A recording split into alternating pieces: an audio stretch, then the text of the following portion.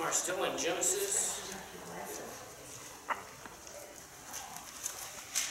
We're moving fast, too fast to me. It's hard really to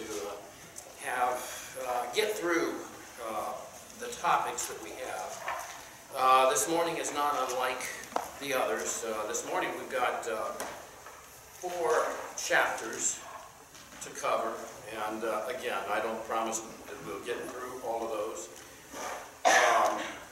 We are in Genesis chapter 30.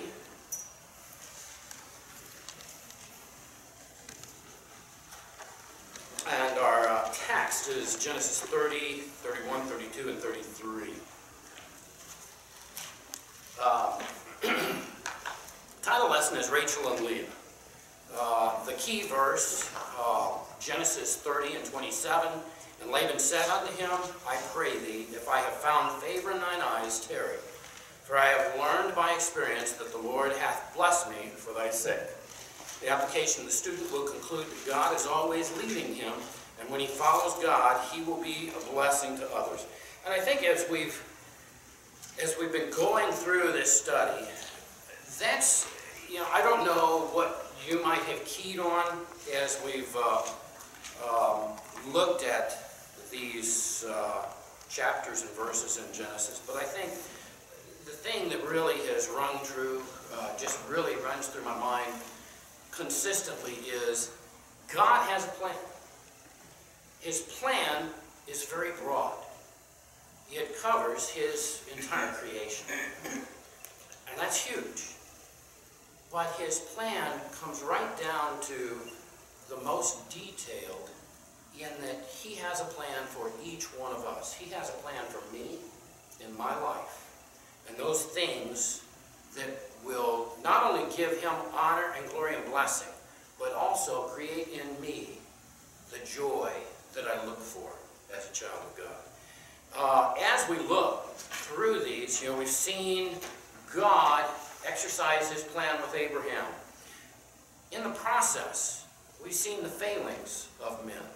Abraham is probably the most revered of the Israelite ancestry. Maybe he and Moses above all else. And yet, as we've studied through so far, we've seen that Abraham had his own faults and failures as a person. Even though he believed and trusted in God, he was still in the flesh and weak. But he was blessed as he followed God. When he went his own way, the way that he thought was best, and I'm guilty of that oftentimes, is following after the way that I think is best. But when he followed after what the Lord had desired for him, he was blessed and he was very happy. We're in the same boat. As we follow God's will in our life, we'll be blessed and we'll have joy in our life. But as we follow our own ways, we're going to run into problems. And we're going to see that again this morning. As I mentioned, we followed Abraham through. We looked at Isaac, his son, the promised son of Abraham and Sarah, and we've been looking at the last couple weeks Jacob and Esau and the challenges that they had. And so this morning we'll see a little bit more of those challenges, the blessings of God. In chapter 30, we'll start with talking about the wives. Now, I always love that subject. I like to talk about the wives, as long as there's no repercussions.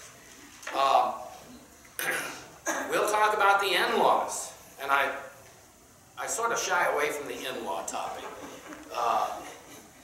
Why is it in-laws can get you in a lot of trouble? And then the last is the siblings. Relationships.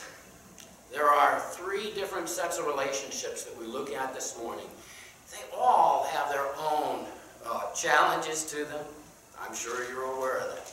If you've got in-laws, wives, siblings. All right.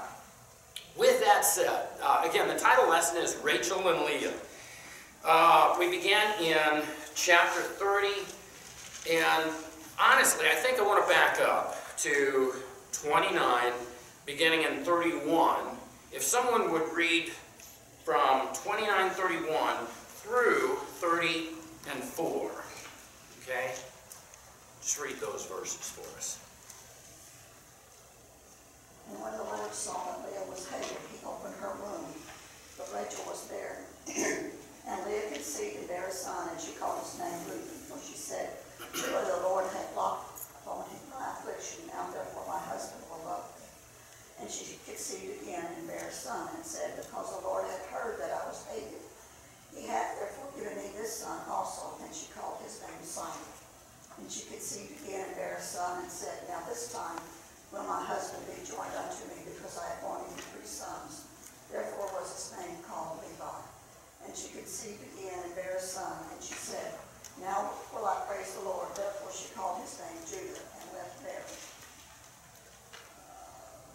And then the first 4 verses. And when Rachel saw that she bare Jacob no children, Rachel envied her sister, and said unto Jacob, give me children, or else I will die. And Jacob's anger was kindled against Rachel, and he said, am I in God's stead, who hath withheld from me the fruit of the womb? And she said, behold, my maid Bilhah, go into her, and she shall bear upon my knees, that I may also have children by her. And she gave her Bilhah, her handmaid, to wife, and Jacob went into her. Okay. Bit of background. Hopefully we can do this quickly. When Isaac came of age to marry, how did they go about finding a wife for Isaac? They went to see the relatives. Yes. They went to Haman, the city of Haran. Thank you very much. That's in-laws, by the way. Some of my in-laws that I blocked out of my mind. I don't know why. Haran. Anyway, they went to the city of Haran to their kin. Did Isaac go? He stayed. They sent a servant to Haran, and Haran there chose a wife, prayed to God, and got guidance from God for a wife for Isaac, and came back with Rebekah. Jacob and Esau come along, the sons of Isaac. And what do we have going on? Well, we've got the trickster, Jacob. That's what his name is. Tricking Esau into the birthright. And then tricking his father, he and Rebekah tricked his father into the blessing from Isaac, which caused what? Anger. Anger on the part of Esau, the one that was tricked. Actually, Isaac was tricked also. Because of that, what was the decision to do?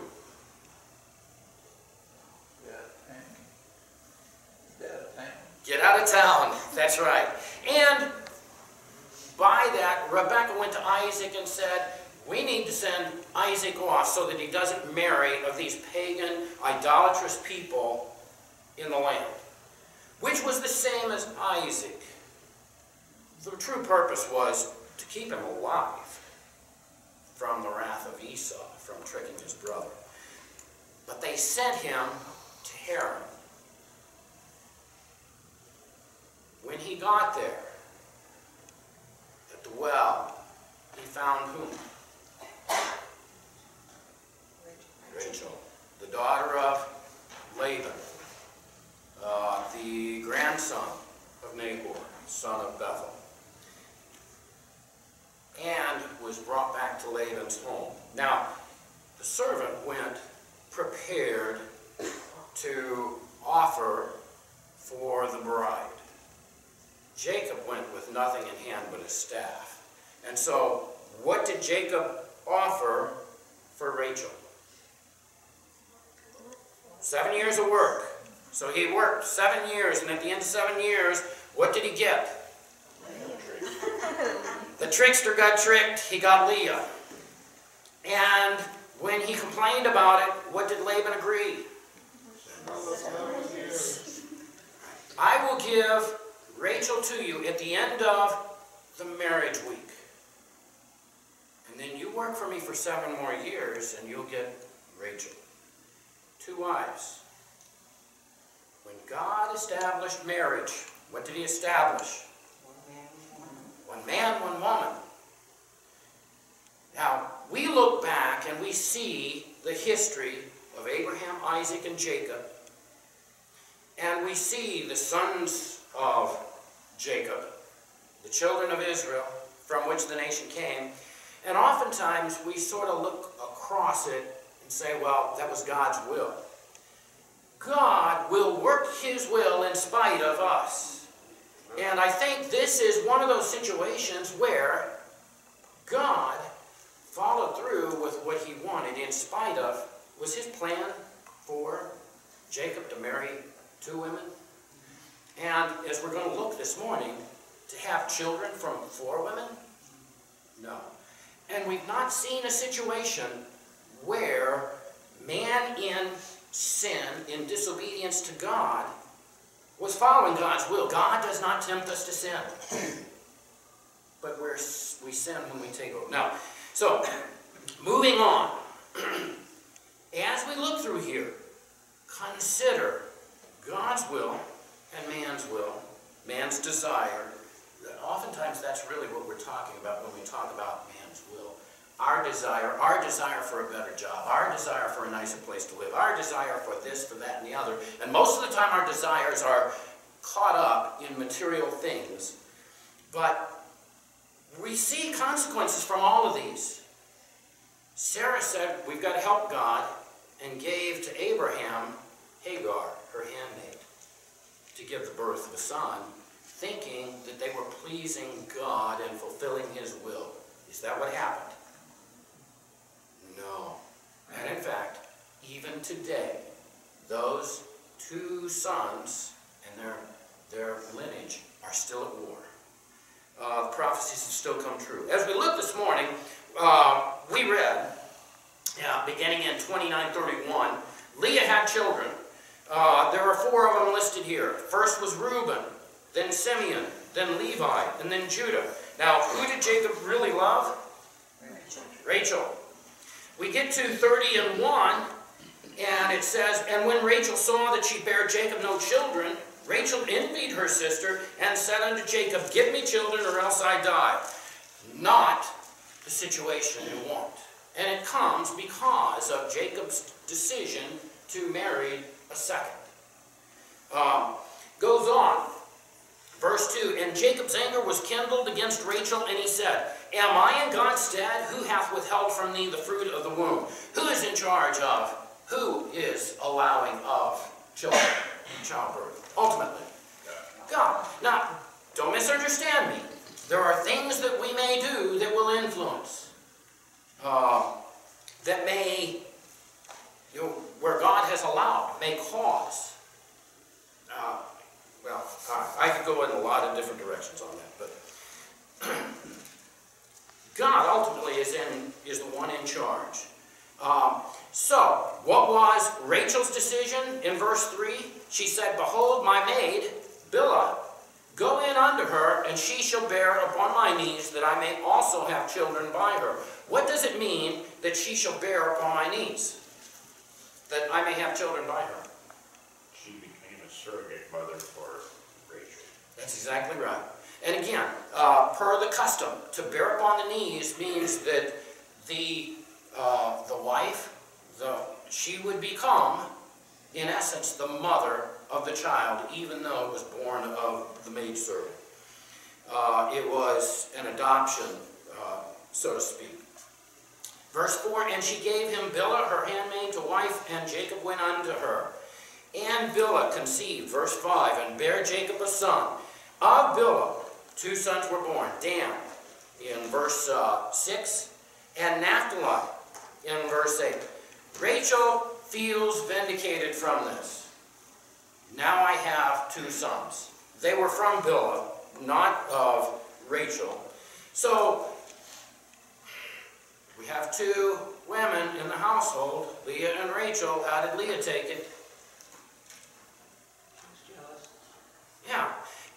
Leah knew that Rachel was his favorite, was the one that he loved, was the one that he had really, truly worked for those 7 years. So, Leah takes Zilpah, her handmaid, and gave her to Jacob to wife. And from Zilpah we have, in verse 11, Gad, and in verse 13, Asher. 2 more sons. So Leah had 4, Bilhah had 2, Zilpah had 2. And then we go to verse 14. Reuben went in the days of wheat harvest and found mandrakes in the field and brought them unto his mother Leah. Then Rachel said to Leah, Give me, I pray thee, of thy son's mandrakes. And she said unto her, Is it a small matter that thou hast taken my husband? This is Leah. And wouldest thou take away my son's mandrakes also? And Rachel said, Therefore he shall lie with thee tonight for thy son's mandrakes. What's the deal over mandrakes? I mean, I like fruit. I regularly pick up apples and oranges and I'll eat them. What's the deal with the mandrakes? I can't pronounce it. Yeah, aphrodisiac. Yeah, to help conceive. That was the thought. It was to help conceive. And so Rachel says to Leah, Your son got mandrakes. Give them to me. She said, Why would I give you these mandrakes? And so what does Rachel agree to do? Offers up her husband. Yeah. Offers up her husband to Leah. Let me ask you this. We have Rachel receiving the mandrakes and Leah, who had the child. What's more important? It's God's will, not mandrakes. And Rachel found that out because Leah had 2 more sons. 2 more sons and a daughter that's named. In verse 18, we see that Leah has Issachar and Zebulun. And in verse 21, Dinah is mentioned. Now, typically they named the boys. The inheritance went through the boys. The women received their inheritance through their husband. And so that's part of the reason the boys were named. Here it's unusual. Dinah was mentioned. Next week we'll talk about Dinah. And I think that's the reason that Dinah is specifically called out here. Other problems arise. So here we have Rachel receiving the mandrakes, Leah receiving the children. Okay, she's got 6. And again, Bilhah and Zilpah, 2 each. Verse 22, And God remembered Rachel. And God hearkened to her and opened her womb. And she conceived and bare a son and said, God hath taken away my reproach. And she called his name Joseph and said, The Lord shall add to me another son. So we see that God, in charge, opened the womb of Rachel, and Rachel was blessed with a son named Joseph. Now, Rachel also continues, The Lord shall add to me another son. That other son would come at a later time, sometime down the road. But it was an extra blessing that was given to Rachel by the hand of God. That son would be, by what name?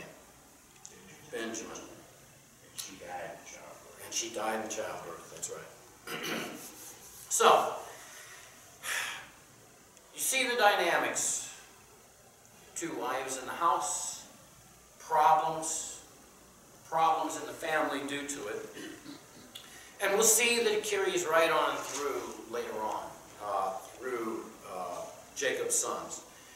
Continuing on, verse 25. And it came to pass when Rachel had borne Joseph, that Jacob said unto Laban, Send me away that I may go unto mine own place and to my country. So, all of this transpired. There were 7 years of work for Rachel, 7 which he received Leah. 7 years of work for Rachel again, and then he received Leah. And then what we're going to see here is that there is even more time added on, because all of this work that Jacob had done ended up in receiving wives, but no possessions. Everything that he had done, and as we look at this, Jacob here in verse 25 goes to Laban and says, "Send me away that I may go unto mine own place and to my country." Now, again, we'll see, this is 20 years. How long did Rebekah think that Jacob would be gone? Maybe a year. She actually referred to it in terms of days. But we get 20 years later, and where do we see that Rebekah has sent for Jacob to return? It doesn't happen. Verse 26. Jacob says to Laban, "Give me my wives and my children, for whom I have served thee, and let me go, for thou knowest my service which I have done thee." In other words, Jacob is saying, I've served you for these 14 years. Let me go with my wife and children and what you owe me. Laban said unto him in verse 27, "I pray thee, if I have found favor in thine eyes, tarry." And this is important. "For I have learned by experience that the Lord hath blessed me for thy sake." God's people are a blessing to those around them. Or should be. In all that we do, and there will be many people that will not like us for our Christian beliefs, for our Christian stands. But what they should see in us is a testimony. For us, a testimony of Jesus Christ. Of honesty, of integrity, of hard work. Those are attributes that should be assigned to us or identified with us by others. A blessing to those around. Why has the world lasted as long as it has? Well, first and foremost, because of God. Yeah, first and foremost, it's not God's time. That's right. His people being an influence in the world. If we go back to America and its founding, it was founded on Christian principles. And I think has flourished under Christian principles. But as we turn further and further away from God, I think that we are seeing, and will continue to see, a decrease in the blessings of God. We need to focus on God and the things of God, and He will bless us as a result of that, and those around us. Laban recognizes it. Now, does Laban, he acknowledges the God of Jacob. Does Laban worship the God of Jacob? I don't think so. We're going to see some instances as we go down through these verses, these chapters and verses, where the indication is he respected Jacob and he respected the God of Jacob, but he did not trust the God of Jacob. He trusted other gods. Verse 28, "Then he said, Appoint me thy wages, and I will give it." Verse 29, "And he said unto him, Thou knowest I have served thee, and how thy cattle was with me. For it was little which thou hadst before I came, and it is now increased unto a multitude, and the Lord hath blessed thee since my coming, and now when shall I provide for mine own house also?" So Laban says, "Tell me, what are your wages?" In other words, he's not willing to give to Jacob for those 14 years other than Rachel and Leah. Everything else is withheld. Even though he's acknowledged the blessings that he's received through Jacob, through Jehovah, the God of Jacob. So, verse 29, "And he said unto him, Thou knowest how I have served thee, and thy cattle was with me." And this is Jacob responding. "For it was little which thou hadst before I came, and it is now increased unto a multitude. And the Lord hath blessed thee since my coming, and now when shall I provide for mine own house also? Verse 31, and he said, what shall I give thee? And Jacob said, thou shalt not give me anything. If thou wilt do this thing for me, I will again feed and keep thy flock. It was not enough, the 14 years. Jacob said, I've worked to earn. You're not giving me anything. But this is what he agrees, that he will, the last part of 31, I will again feed and keep thy flock. I will pass through, verse 32, I will pass through all thy flock today, removing from thence all the speckled and spotted cattle, that's livestock, not specific to cattle, but livestock, and all the brown cattle among the sheep, and the spotted and speckled among the goats, and of such shall be my hire. What's Jacob saying here? I'll take the discards.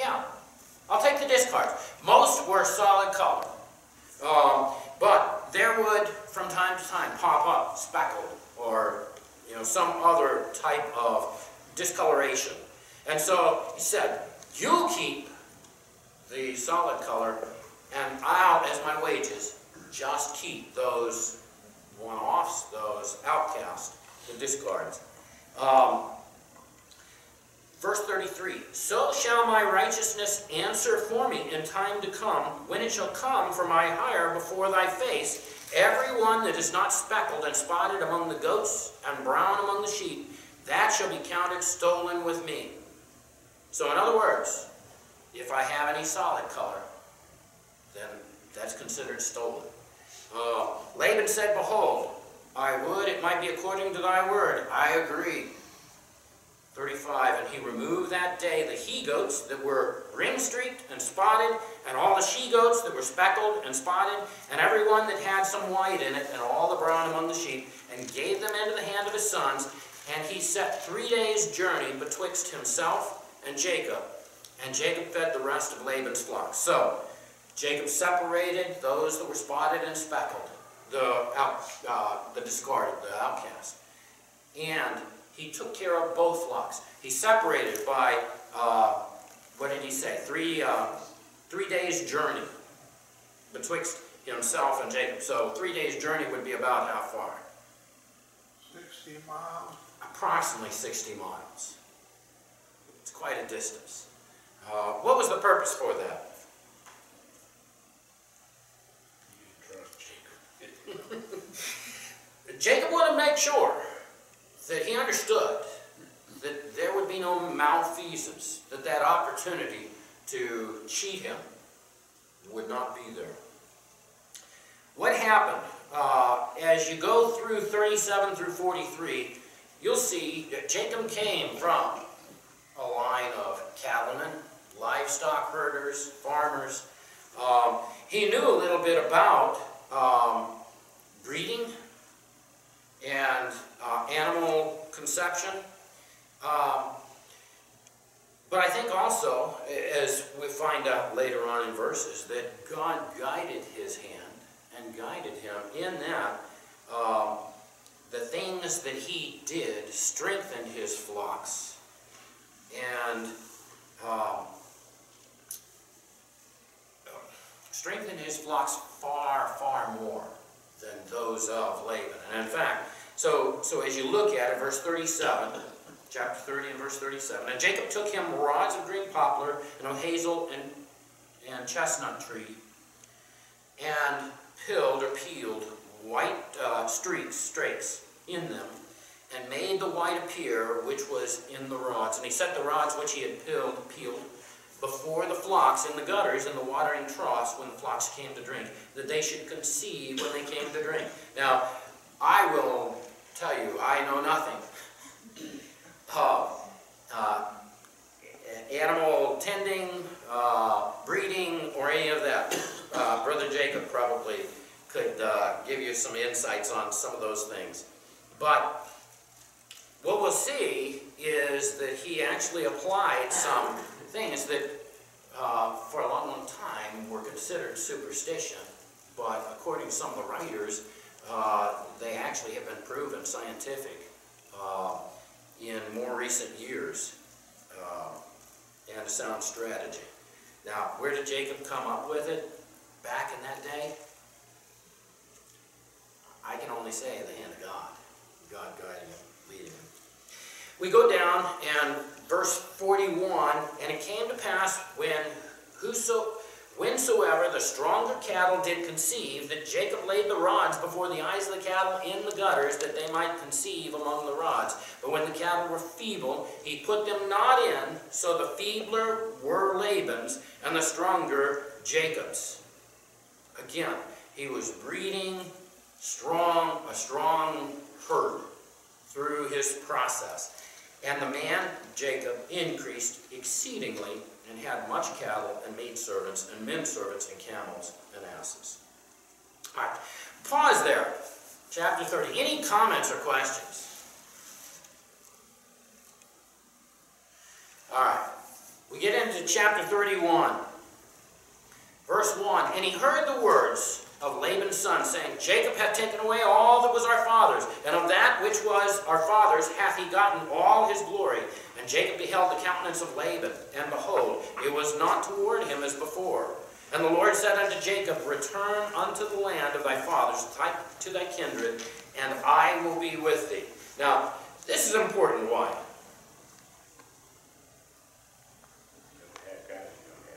If you don't have God, you don't have anything. Jacob was the son of Isaac, the son of, to whom was given the covenant and the promises. The covenant and the promises. God promised to Abraham and then to Isaac, also to Jacob, that I will lead you to a land and give it to you. And I will build of you a people great as the sands of the sea, a great multitude. Was his desire that Jacob would stay in Haran or Haran? Was it God's desire that he would have even stayed there for 20 years? I don't know that. I don't know that. I do know Abraham didn't send Isaac. He sent a servant. Isaac stayed in the land. And they brought a wife to Isaac. Jacob spent 20 years outside of the land. All right. Verse 4, and Jacob sent and called Rachel and Leah to the field unto his flock, and he said unto them, I see your father's countenance, that it is not toward me as before, but the God of my father hath been with me. And ye know that with all my power I have served your father. And your father hath deceived me, and changed my wages 10 times. But God suffered him not to hurt me, changing the wages. He saw what was going on at different times, and he said, you know what? Instead of what we agreed to, let's do this. These will be your wages. And then as things turned, let's do this. So he was constantly trying to get the best out of, materially, out of Jacob and his service. And that's what it's referring to, changing the wages 10 times. God suffered him not to hurt me. In other words, as these things occurred, God still took care of Jacob. Verse 8, if he said thus, the speckle shall be thy wages, then all the cattle bear speckled. And if he said thus, the ring streak shall be thy hire, then bear all the cattle ring streak. Thus God hath taken away the cattle of your father and given them to me. And it came to pass at the time that the cattle conceived, that I lifted up mine eyes and saw in a dream, and behold, the rams which leaped upon the cattle were ring streaked, speckled, and grizzled. And the angel of God spake unto me in a dream, saying, Jacob. And I said, Here I am. And he said, Lift up now thine eyes, and see all the rams which leap upon the cattle are ring streaked, speckled, and grizzled. For I have seen all that Laban doeth unto thee. I am the God of Bethel, where thou anointest the pillar, and where thou vowedest a vow unto me. Now arise, get thee out from this land, and return unto the land of thy kindred. Who had given Jacob the blessings? God. We oftentimes will look at different things and point to them and say, I have achieved what I've achieved because of. And will oftentimes, because I am smart, because I'm a good worker, because I'm this or that or the other, it is what I have done. In the end, all blessings, according to James, come from whom? From God. All blessings come from God. Not because I'm a smart dude. Not because. It's because God wants us to prosper. Now, we think of prosper in terms of material things. God wants us first and foremost to prosper spiritually. It begins with recognizing His Son, Jesus Christ. He offers to us salvation through the blood of Jesus Christ. We can receive no higher blessing than that of acceptance of the blood of Jesus Christ. But then from there, after salvation, baptism, and church membership, it's serving God, following His will in the church that Jesus Christ established in His church. So, blessings come from God. We tend to be the authors of our problems and issues. All right. We go on in verse 14. And Rachel and Leah answered and said unto him, Is there yet any portion of our inheritance for us in our father's house? Are we not counted of him strangers? For he hath sold us, and hath quite devoured also our money. For all the riches which God hath taken from our father, that is ours and our children's. Now then, whatsoever God hath said unto thee, do. What's the response here of Rachel and Leah? Jacob he's put it to him. I'm ready to leave. God is telling me to leave and go back to my land. That means them separating from their father, Laban, and their household. What's their response to that? Well, when Laban made the bargain with Jacob, he was supposed to provide a dowry, and he didn't put a penny into it. That's right. Didn't put a penny into it. In fact, they accuse him here. These are rhetorical questions. These are things that are obvious not only to them, but also to Jacob. That he's taken away the dowry. He's taken away those things that belong to us. Again, inheritance, literal inheritance, went to the sons, and the wives received their dowry, and whatever inheritance was really on their husband's side. All right, verse 17. Then Jacob rose up and set his sons and his wives upon camels, and he carried away all the cattle and all his goods which he had gotten, cattle of the getting which he had gotten in Padanaram, for to go to Isaac his father in the land of Canaan. As we continue to read, we'll see that Laban is unaware. Jacob's packed up his family, all of his children, all of his livestock, that were his wages. And verse 21 tells us that they fled and passed over the river, set his face toward the Mount Gilead. So he's headed back to the land of Canaan. Verse 22. And it was told Laban on the third day that Jacob was fled. What's Laban's response? He took his brethren with him and pursued after him 7 days' journey. So it took 3 days before he knew. Another 7 days' travel, and they overtook him in the Mount Gilead. Verse 24, And God came to Laban the Syrian in a dream by night, and said unto him, Take heed that thou speak not to Jacob either good or bad. Then Laban overtook Jacob. Now Jacob had pitched his tent in the mount, and Laban with his brethren pitched in the Mount of Gilead. And Laban said to Jacob, What hast thou done that thou hast stolen away unawares to me, and carried away my daughters as captives taken with the sword? Wherefore didst thou flee away secretly, and steal away from me, and didst not tell me, that I might have sent thee away with mirth, and with songs, with tabret, and with harp? And hast not suffered me to kiss my sons and my daughters? Thou hast now done foolishly in so doing.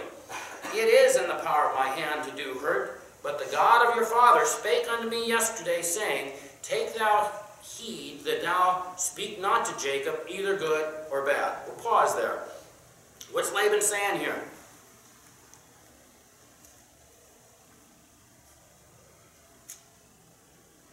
He's portraying himself as what? The victim. As a victim? As a Hurt by hurt, yeah, hurt father. You stole my daughters and my grandchildren. You know, we get tied to, I say we get tied to our grandchildren. We get tied to our children. They mean a lot to us. I'm not sure that was really Laban's issue here. He's portraying the wholesome situation, and yet he's cheated Jacob for all these years. He says, thou fled secretly, you stole away from me. You didn't tell me. I would have sent you away with a party.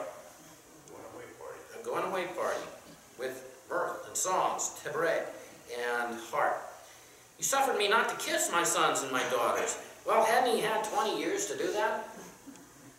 But don't get me wrong, it's a hard thing for a father, but we can be calloused in it too. And it doesn't seem, as we look at this, that Laban was so concerned about that. What do you think he might have been more concerned about? His possessions. His possessions. You know. Verse 30, and now though thou wouldst needs, well, let me back up, 29. It is in the power of my hand to do you hurt. But the God of your father spake unto me yesterday, saying, take thou heed that thou speak not to Jacob, neither good or bad. Now, should Laban be concerned with this? Yeah. That's exactly right. That should have been a call to pause and really consider. In fact, maybe some life choices. But he did. Verse 30, and now, though thou wouldst needs be gone, because thou sore longest after thy father's house, yet wherefore hast thou stolen my gods? What's the problem? Rachel took his idols that he worshipped. Yeah, Rachel took his idols that he worshipped. But what had he just acknowledged to Jacob?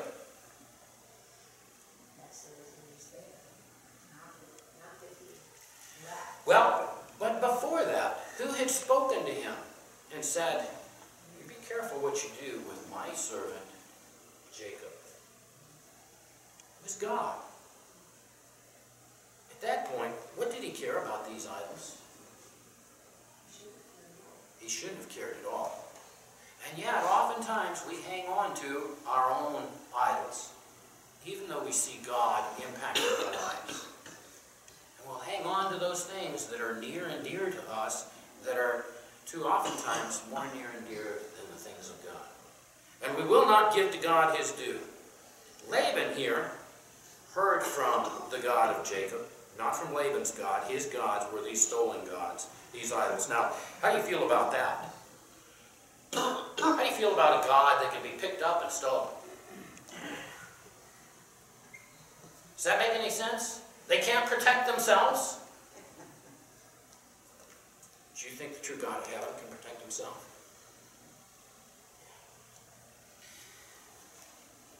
And we are the same way when it comes to our possessions and our idols, those things that get between us and God. Verse 31, and Jacob answered and said to Laban, because I was afraid, for I said, peradventure thou wouldst take by force thy daughters from me.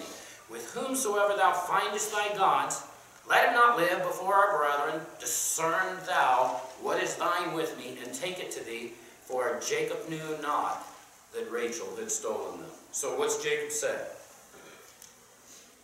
Search my stuff. You find it, whoever had it, kill him. He didn't know. He didn't know it was Rachel, Laban's daughter, his favorite wife that had stolen them. He says, go through, search, and if you find them, then take action. Let them not live. Verse 33, and Laban went into Jacob's tent, and into Leah's tent, and into the two maidservants' tents, but he found them not. Then went he out of Leah's tent, and entered into Rachel's tent. Now Rachel had taken the images, and put them in the camel's furniture, and sat upon them. And Laban searched all the tent, but found them not. And she said to her father, Let it not displease my lord, that I cannot rise up before thee, for the custom of women is upon me. And he searched, but found not the images. She's a tricky little girl. Yeah. She was sitting on them, hiding them. Verse 36. We see that, well, I'll read it. And Jacob was wroth and chode with Laban. And Jacob answered and said to Laban, What is my trespass? What have I done wrong? What is my sin, that thou hast so hotly pursued after me? Whereas thou hast searched all my stuff, what hast thou found of all thy household stuff? Set it here before my brethren and thy brethren, that they may judge betwixt us both. He goes on and recounts, This 20 years have I been with thee, thy ewes and thy she-goats have not cast their young, and the rams of thy flock have I not eaten. That which was torn of beast I brought not unto thee. I bear the loss of it. Of my hand didst thou require it, whether stolen by day or stolen by night. Thus I was in the day, the drought consumed me, and the frost by night, and my sheep departed, and my sleep departed from mine eyes. What's he saying here? He had gone above and beyond. Now, in the course of raising livestock, what are some of the concerns that you may have? Well, in bearing young calves, what sometimes happens? They die, stillborn or otherwise. In the case of protecting them from wild animals, what sometimes happens? They get taken. They get devoured. They're killed. Typically, when those things occur, what was the responsibility of the shepherd? They would bring to the master, the owner, the carcass, to show them what had transpired, and they were free of any responsibility for it. What's Jacob saying here? That I bear the loss. That's right. Every time there was a calf stillborn, every time there was one that was torn apart by predators, I took up my own flock and gave it to you to restore it. Laban didn't suffer any loss in that way. Not only that, you know, I would, verse 40, I would, and actually 41, I would describe it as I have worked night and day, summer and winter, and year after year. Verse 40 says, Thus I was. In the day the drought consumed me, and frost by night, and my sleep departed from mine eyes. Thus have I been 20 years in thy house. I served thee 14 years for thy 2 daughters, and 6 years for thy cattle. And thou hast changed my wages 10 times.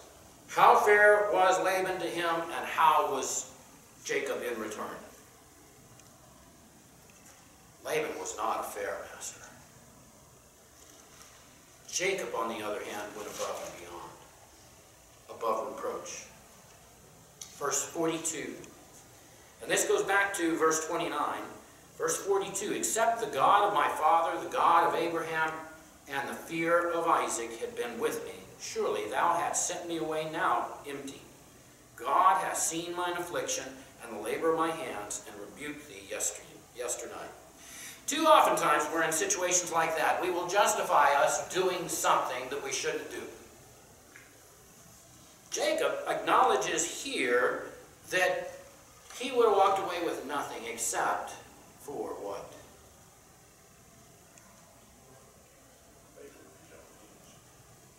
And the God of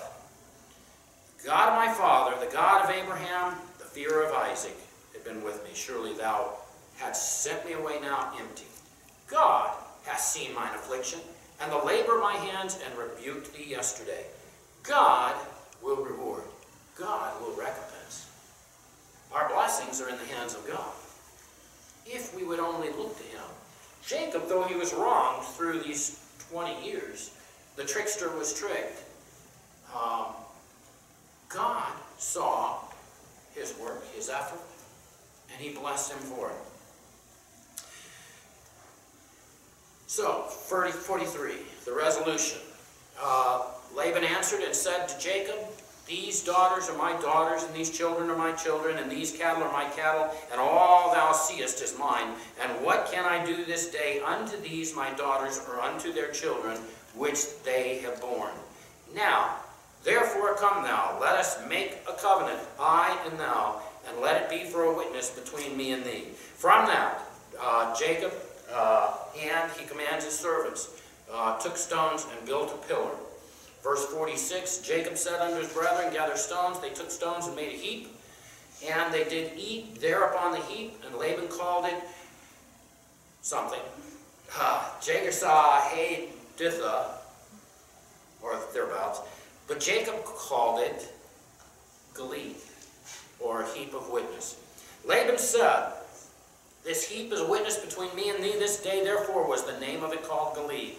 And Mizpah, for he said, the Lord watch between me and thee, when we are absent one from another. If thou shalt afflict my daughters, or if thou shalt take other wives beside my daughters, no man is with us. See, God is witness betwixt me and thee. The following verses are a warning. Verse 51, and Laban said to Jacob, behold this heap, and behold this pillar, which I have cast betwixt me and thee. This heap be witness, and this pillar be witness, that I will not pass over this heap to thee, and that thou shalt not pass over this heap and this pillar unto me for harm. The God of Abraham and the God of Nahor, the God of their father, judge betwixt us, and Jacob sware by the fear of his father Isaac.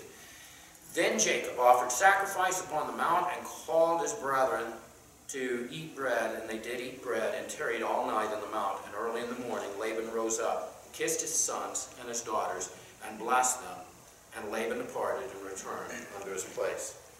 2 minutes. 2 minutes and 2 chapters.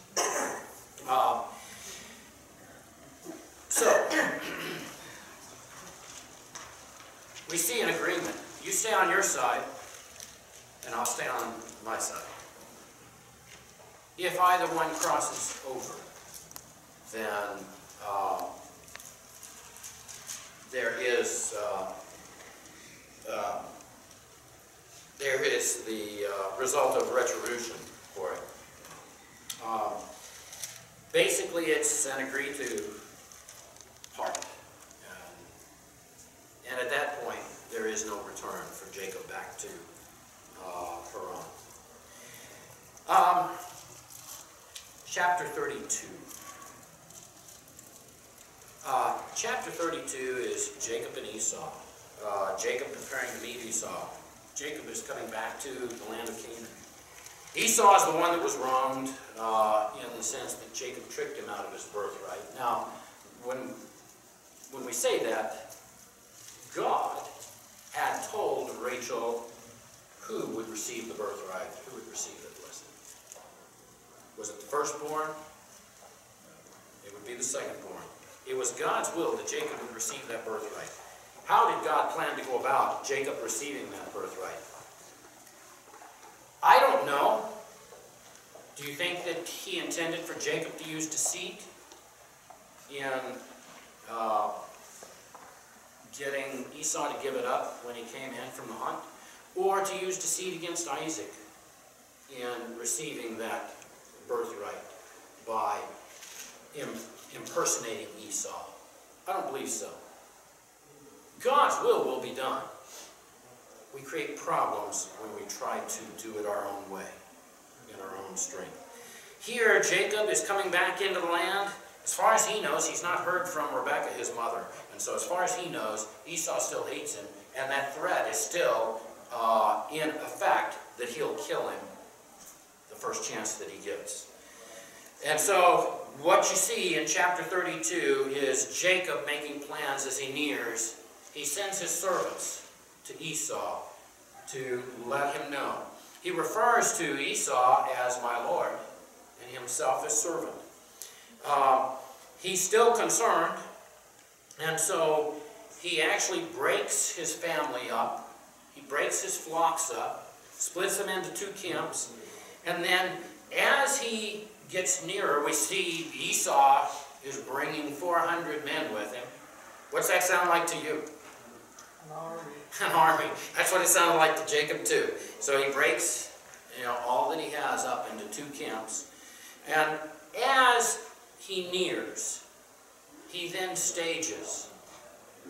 And so he stages Zilpah and Bilhah, followed by Leah, and followed by Rachel at last.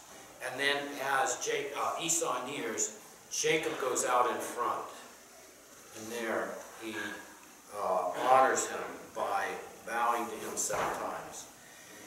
What we find in the end is that Esau's wrath has turned over the years. God has blessed him just as he said he would through the promise of Jacob, through the promise of Isaac. And but we still see there's some hesitancy from Jacob. And so as Esau says, we'll go with you back, we'll lead you back to the land. Jacob says, go on your own and we'll follow after. I have small children and I've got the flocks, and so we'll take it slowly. He offers again to leave some men with him, and he says, no, that we'll go ahead and move on our own.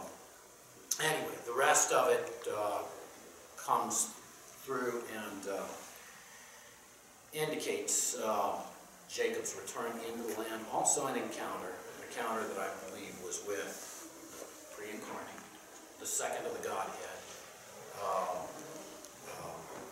where he wrestles